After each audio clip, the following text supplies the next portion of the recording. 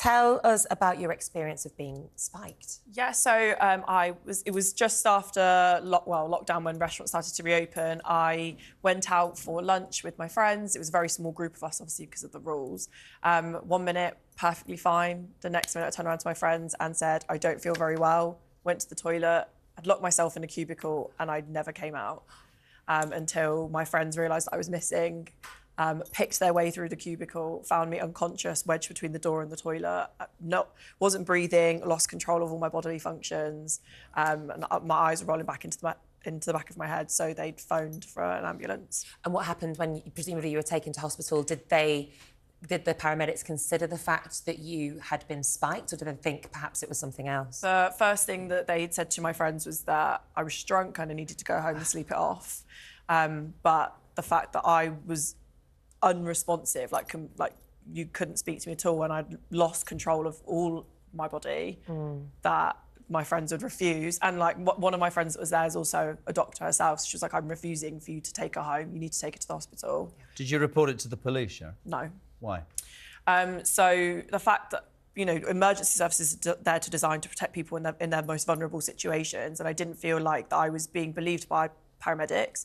So ignorance on their behalf, do you think, with respect to them? I mean, I can understand, you know, they probably do see a lot of like drunken, disorderly people and behaviours on a night out, but this was, you know, very not typical of what you'd expect from drunken, disorderly behaviour.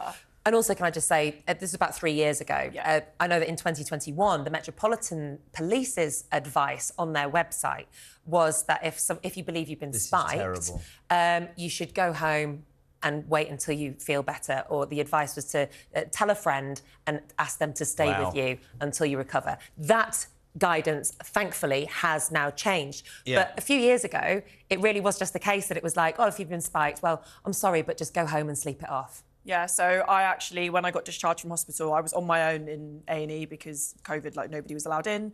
When I got discharged, I was just passed to my friend and said, yeah, take her home. No conversation about any treatment I've had, blood tests that had been taken or what hadn't been taken. And when I finally got the courage to phone up the A&E department myself, I was told by a senior member of the team that if I thought I should have been spiked, I should have gone to the police, whereas I couldn't tell you my own name, so how would I supposed to know? I completely agree. The reason that we're talking about it is that very reason. I want to bring Katie Burrington now, CEO of Check Your Drinks. Katie, thank you for making it talk today. The real question, because we don't have all the time in the world, we know that spiking has gone up 5-fold. This is something that needs dealing with. Can you explain to me why, at this point, spiking is not a specific criminal offence? And well, there is something that covers spiking, which is administering poison with intent to cause harm or annoyance. But that doesn't cover drink spiking per se. I've heard awful stories about groups of people being spiked, and the reason is because it's a bit of a laugh. And we just wanted to see what happened to that group of people. There's absolutely nothing to cover that. But the problem is gathering the evidence. So if someone did want to spike somebody's drink for harm or annoyance, it's gathering the evidence. And that's the tricky bit. And that's where you would like the police to step in more, but we know they're under-resourced. It's probably low down on their priority list. With my drink spike test, I don't think I've ever heard of a person going into a police station with half a gin and tonic to say, look, you can test my drink.